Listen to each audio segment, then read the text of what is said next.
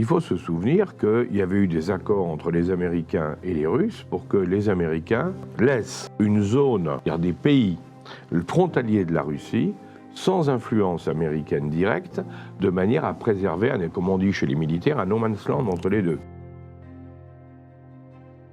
La fameuse Victoria Nuland, il y a une interception, une écoute qui a été faite, qui parle avec un de ses collègues américains et qui lui dit « mais enfin, les Européens qui viennent de signer l'accord de Minsk, ils ne vont pas être d'accord du tout ». Et qu'elle dit, en termes imagés, en argot américain, que les Européens, ils se faire foutre. Je pense d'abord que la vraie richesse de l'Ukraine, c'est quand même le grenier à blé de l'Europe et du monde méditerranéen au départ.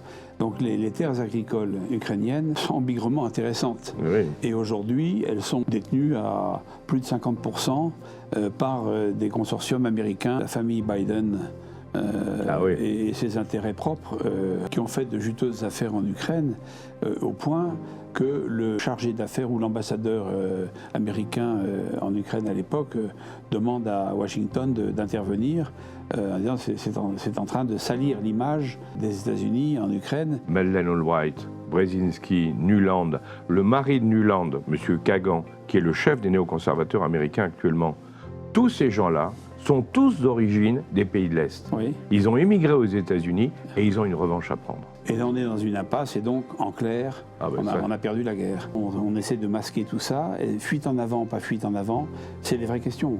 Mais je pense qu'il faut absolument que la diplomatie reprenne ses droits. Trouve une solution. Et la diplomatie est faite pour ça. C'est inquiétant tout ça, parce que je pense qu'on prend des chemins qui sont des chemins extrêmement dangereux pour la paix du monde.